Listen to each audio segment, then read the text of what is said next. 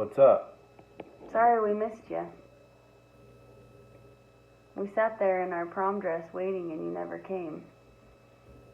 Yeah, I had one of those boutonnieres, I think, and I had no one to give it to.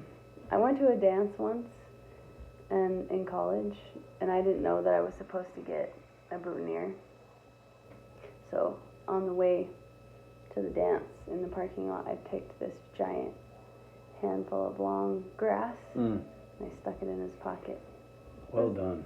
So it's the boutonniere is what the woman gives the man? Right. Conventionally, right?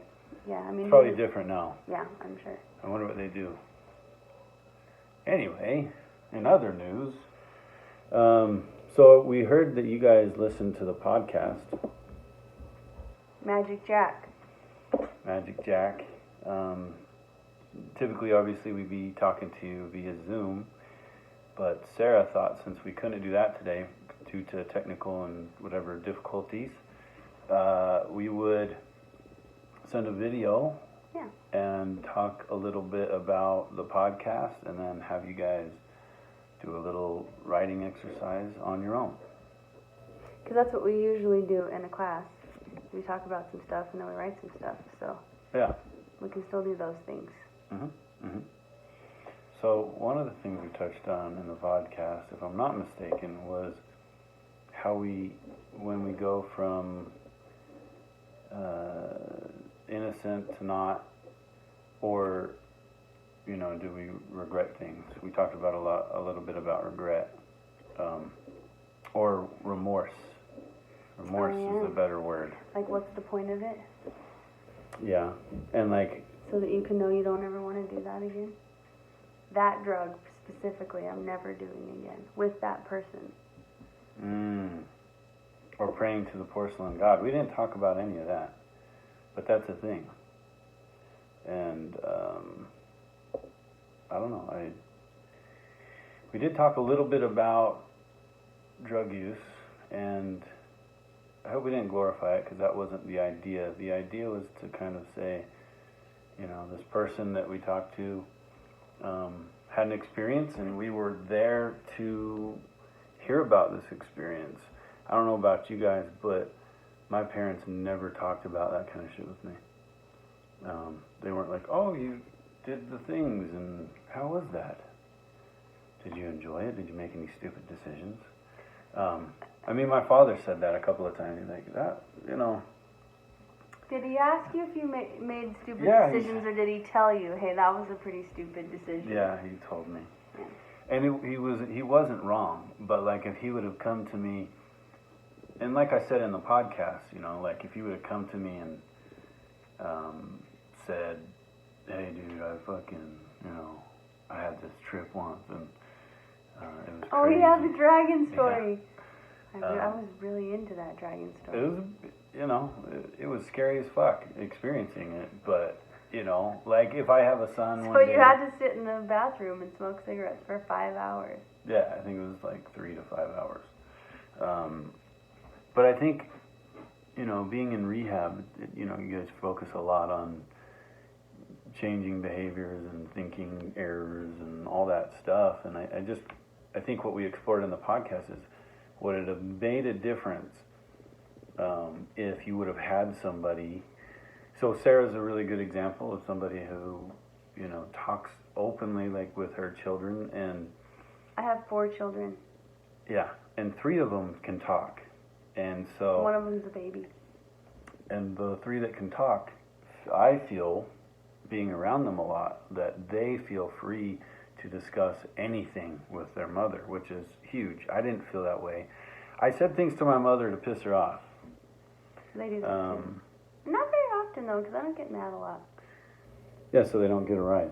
No, my mom would rise. And but I felt like it was me versus them a lot as parenting. And I don't feel like your kids feel that way. And I wonder if we kind of explored that idea, like if would I have acted differently? Would I have made different choices if my parents were more open with me, or if they had shared their experiences? And I don't know. in the podcast I talk about how I don't believe that I would have, because I wouldn't have listened to anybody because of the traumatic experience I had. But who knows? I mean, hindsight's 20/20 or whatever. Which I guess they're saying hindsight, it's crystal clear, like you can see perfectly because it's happened, and you can look back, which makes sense, I suppose. But I can't. Even looking back, I wouldn't be like, yeah, if my dad would have done this, because my dad was pretty good at letting me know that I wasn't being extremely judged, but I still felt like, well, you're not doing a bunch of acid and shooting heroin, so how could you possibly relate to me? And so I think I still kept those experiences inside, and they probably festered and did all kinds of bullshit. Right, so that was one of the points, was how much of it is about I was going to ask you to put those on before we started, but I forgot. And so I'm really glad that you just did it without any direction whatsoever. I just knew. Yeah, you know stuff. And how much of it is about shame. This is fun for some reason. Anyways.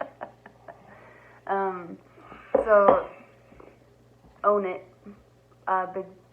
Big idea that's behind own it is, if you own your story, then the shame is less.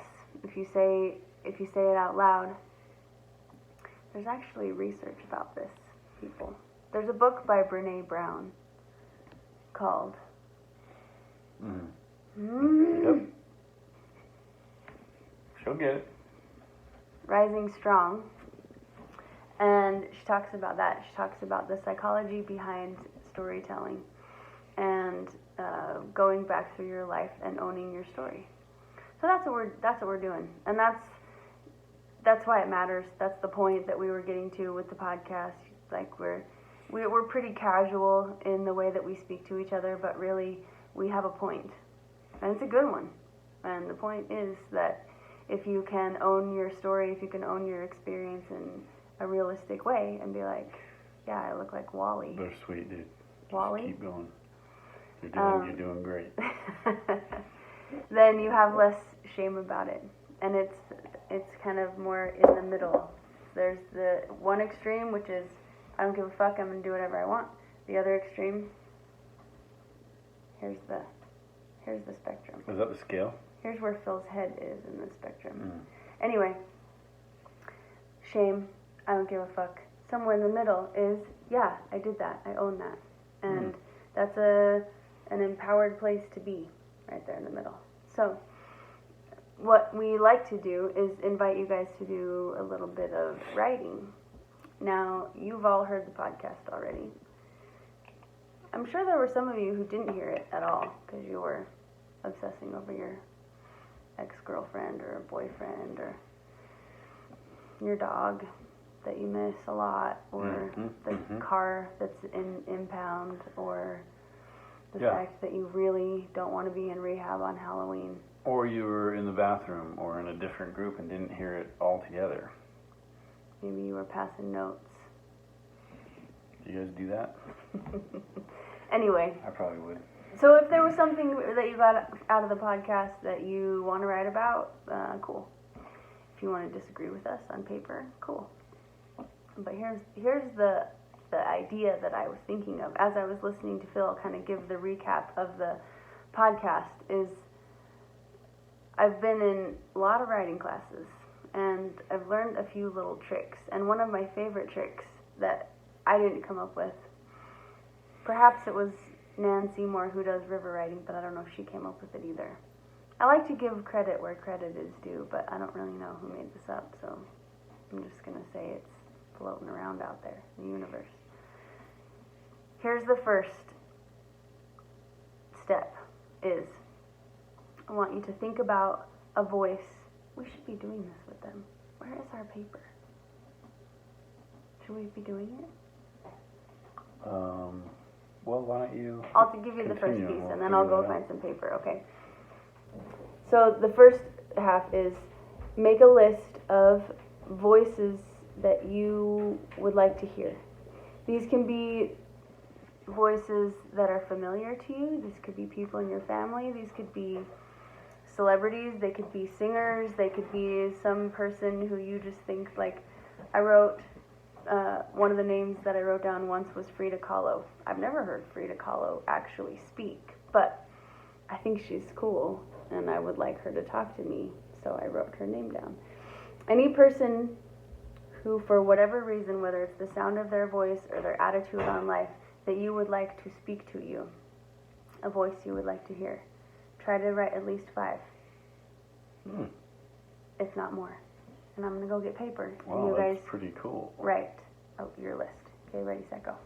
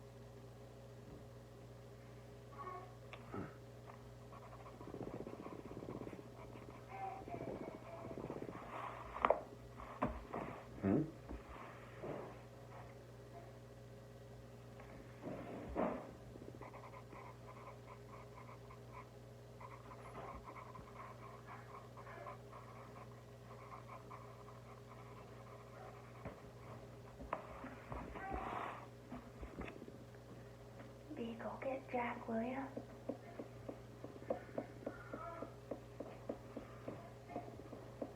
One more. 2 more.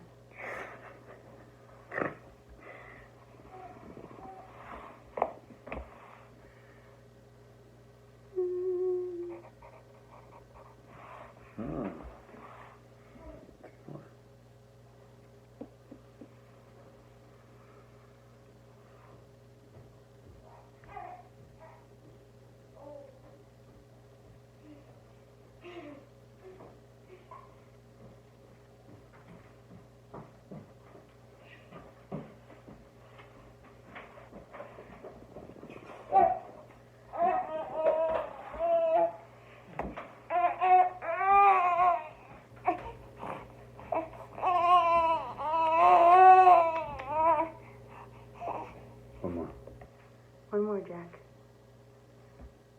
Do you see what's going on here?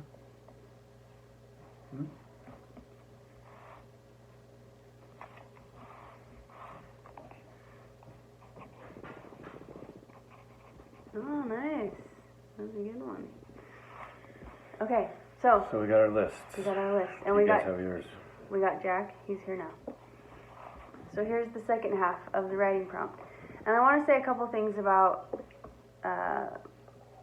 what helps me to generate writing. So for some of you, writing is familiar and you do it all the time, and maybe some of you are like, I haven't used, like, actually written with a pencil in a long time. Like, sit down and write like you do when you're in school. So if it's foreign, that's okay. Whether you're a seasoned writer or new at it, sometimes it can be hard to find a flow. It can be hard to, like, start. So here's a couple of things. One, we set a timer, and the goal is just keep your pen or pencil moving the whole time until the timer goes off. So that helps me, and like, even if I write garbage for 10 minutes, all I have to do is write for 10 minutes. So it kind of like tricks my brain. Also, I like to be specific. So I try to use some sensory information. By sensory, I mean like taste, sound, smell. It's amazing what happens when writing, even if I just like put one smell in there. Like, you know, there are certain smells that can bring back like an entire period of my life. Like I remember what the smell of cream of wheat cooking in my grandma's kitchen. Like when I think about that smell, it's like an entire time of my life. Another one is the smell of tangerines, because when I was growing up in Southern California, we had a tangerine tree. So if I smell a tangerine, it reminds me of like the swimming pool and grandma's house. And you got a smell like that? Yeah, but I can't really describe it. It's like it's a certain perfume. Who wore this perfume? Damn it, I can't even remember right now. But anytime I smell it, it takes me right back to whenever that was. Was it a teacher? I don't know. But yeah, smells are interesting that way. Music does that too. What song? Like a song, any song from October Baby from U2 takes me back to like when I very first started listening to music. She Moves in Mysterious Ways by U2 is the very first song that I memorized, because on tapes, you know, old school heads out there will remember that there were those tape things that you stuck in the thing and they played music, but and sometimes they would get stuck and you'd have to like wind it. Yeah, and then they'd like and they'd ruin it. Yep. But anyway, they had those what did they call them? The inserts, and they have the lyrics on them, and they fold up in the And I had that was the first song I ever memorized by reading the lyrics while. So anytime I hear anything from that album, it takes me back to that time when I was like getting just absolutely fascinated by music. You know what song popped into my head was Chariots of Fire. Did you ever listen to that song? It's like yeah, yeah. And it's like from a movie where they're running, and so we used to pretend like we were racing in slow motion, just like they do in the movie. Me and my siblings. Anyway, and Bruce Springsteen, Born in the USA. We listened to that. I remember that.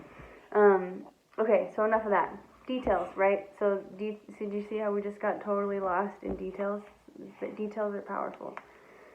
So sometimes in writing it's easy to get stuck in like the narrative or the voice in my head, but like, you know, the details of the real world are pretty powerful. So the invitation is to write to yourself. Write a letter to yourself from one of these people on your list. So, and in the voice of that person. So Phil would go, "Dear Philip," and he would write his letter, and then he would say, "Love, Morgan Freeman," because that's one of the people on his list, because he has a really good voice. This baby just farted on me. So there's that. So, timer, 10 minutes. Keep your pen moving. Try to write some details in the voice of one of the people on your list. Just find out what they have to say to you. It gets weird. I mean, I've had some really insightful messages delivered to me from other voices when I do this exercise. It's pretty cool. So, any questions? Too bad, because you can always email us ask the questions. person next to you, I guess. Be like, what did she say? You guys figure it out. I'm going to set the timer. We're going to write a letter to yourself from one of the people on your list. Do you have any questions? No. Okay, you're going to have to set the timer because my phone is recording this video. So we're going to do this exercise too? Yeah, why not? What do you think? Well, I think maybe we're just figuring this we'll out. We've never done this before. Made a video. Just stop the video right now and write for 10 minutes. And we're going to cut and we're going to go like this.